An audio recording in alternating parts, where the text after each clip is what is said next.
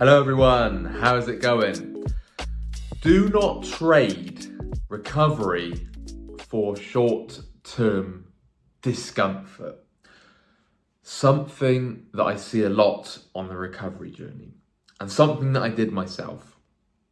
I just got off the call with somebody, and it happens quite often, and they'll know if they're watching this video, that what tends to happen is that they have a crisis, they manage to pull themselves out of that crisis with time, letting time pass, but also then they put in the recovery work. They start trying to think rationally, they start disputing, they start reading again, they start going towards their fear, they start getting a hold of their compulsions and cutting them, and then they pull themselves out of that rut, they pull themselves out of that hole, and then they stop completely. And they completely take the foot off the gas.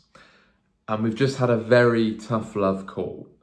Because the problem is that when we trade the long-term recovery for the short-term discomfort, you get stuck in this loop.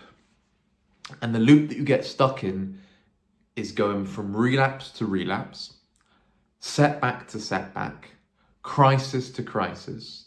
Now, in between, there will be moments of relative calm. There'll be moments of realization of, right, okay, I can see that more rationally now. Right, okay, I can see that differently now. But the problem is, that's only a small part. It's okay having insight into where you're going wrong. It's okay having the basics, therefore pulling yourself out of the rut that you were in.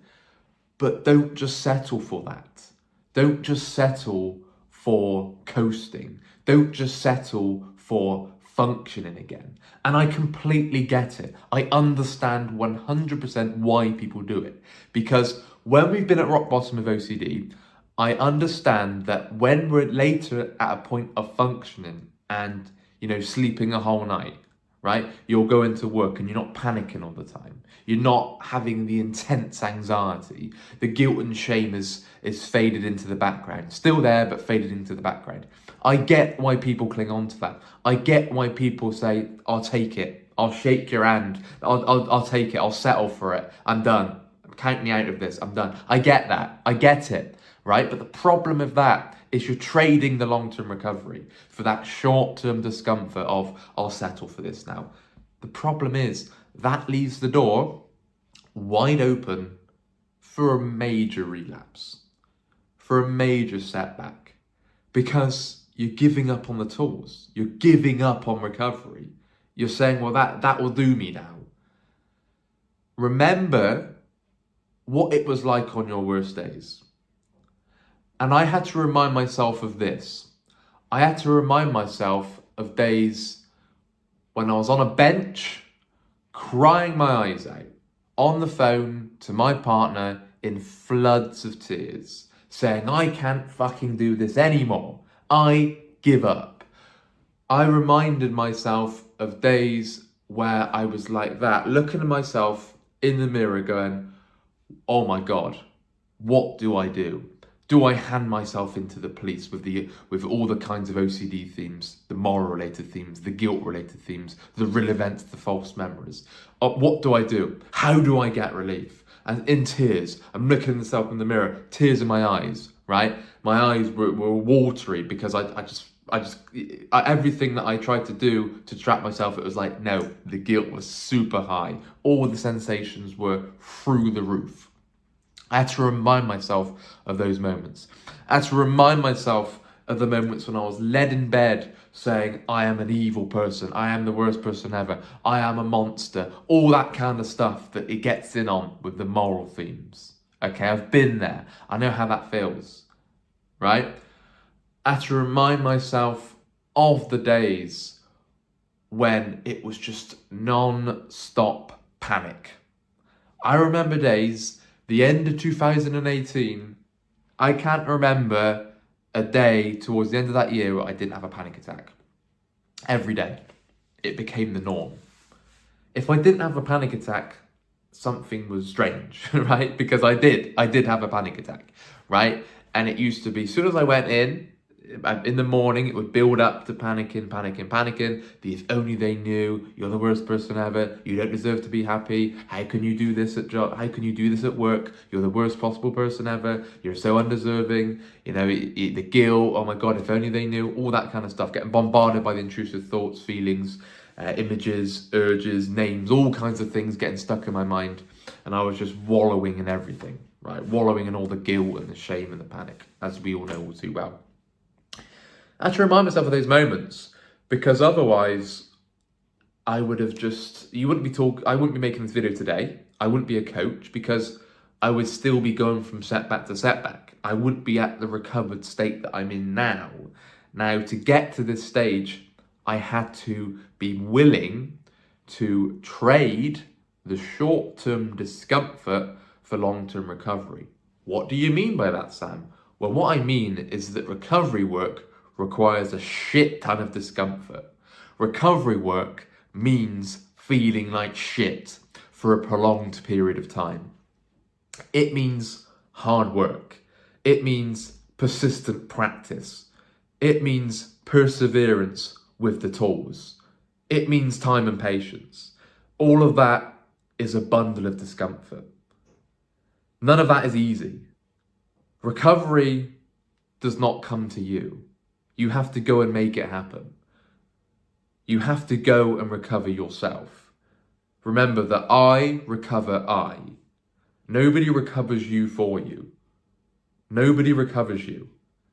Me, as a coach, all the coaches here, we guide you, we direct you, we advise you to the best of our ability. We encourage you as much as we can. We're incredibly passionate about what we do.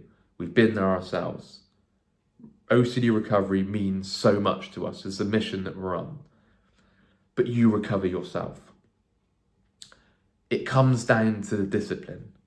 It comes down to how much you really want it. It comes down to having skin in the game.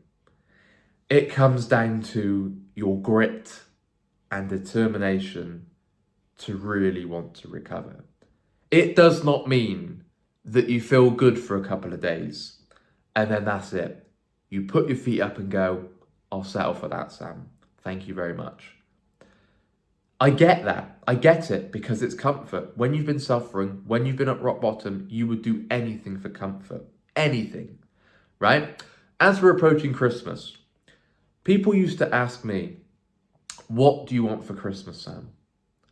No word of a lie, the first thing that came to my mind was OCD gone. Do you want money, Sam? Nope. Do you want a nice new jacket? Nope. Do you want an Xbox? Nope.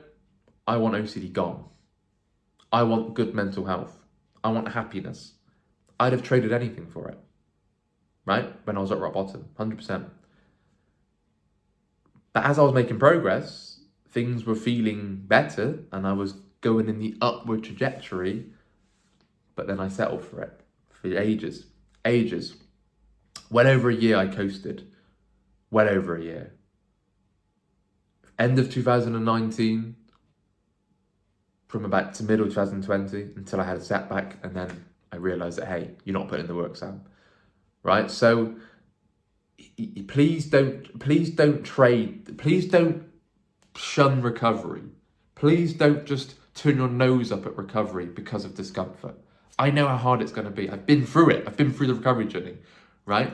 But what awaits you on the other side isn't just you go back to what you were like. It's a transformed version, meaning that you're a lot more rational, okay? You don't whine, you don't complain, you don't vent all the time. You have the robust mindset and a much flexible attitude towards life, right? You take nothing for granted. Gratitude is a key part of recovery, okay? You observe rather than judge. You don't judge through the eyes of bias and prejudice. You get used to observing through the lens of compassion, acceptance, and understanding. You often hear us say, and this is the key point to remember, and when you feel like you're coasting, when you feel like you're trading recovery for short-term discomfort, always remember this. And I said this on the webinar yesterday, and Nick says this a lot. He says this a lot. He's very keen about this saying, and it's so, so important. Feeling better does not necessarily mean getting better. And I'm guilty of that. I'm guilty of that because I thought that because I was feeling better, therefore I then got better. No. Although when I first came in, the first 6 months, they were up and down, but I was gradually feeling better. I wasn't nowhere near as bad as when I first came in because I was taking some of it in, I was applying some of the tools, and I was gradually feeling better. But the mistake that I made was thought, well, I'm feeling better, therefore I'm now better, so I've got better. No. To get better and to stay better and to maintain being better and recovered, that is going to take time, practice, persistence, consistent hard work. Okay? Again and again and again. Even when you're doing okay. Even when you feel like you're at a pretty solid place, right? Relative calmness. Okay? There's no shame in reaching out for help. There's no shame in having a setback. There's no shame in having a wobble. But at least give yourself a fighting chance. And give yourself a fighting chance by, when things are going well, keep up the recovery work. Don't completely come off the gas and just say, fuck it, I'll deal with it until a crisis again. Disastrous approach. Disastrous. You won't get anywhere with that. That does not bode well for recovery. Okay, it doesn't mean you have to become obsessed with it. Doesn't mean it has to be a 24/7 daily thing of recovery. No, it's balance. Balance is needed. Balance is certainly needed on the recovery journey. But what I don't want, because I see it all too often, is people just settling for what they've got because they've made decent progress and that's it. I'll take it. I understand why, but that will not lead to recovery. It's important to remember that. Remember you on your worst days and what you'd have done to get better and stay better. You don't want to say to yourself, yep, I will feel better and that'll be it. I understand why we want to feel better. We've all been there. We've all been at rock bottom. We would have done anything to feel better. But feeling better does not equal getting better. And getting better and to stay better requires a lot of work. Okay, something very important to think about. Very, very critical on the journey. If you are interested in our coaching calls, please email phil@ocdrecovery.com. My name's Sam. You've got Rob, the founder of OCD Recovery.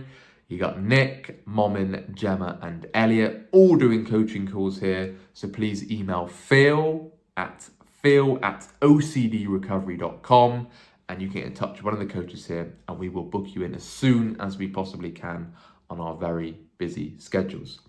Take care, guys. Look after yourself and we'll speak again. Bye-bye.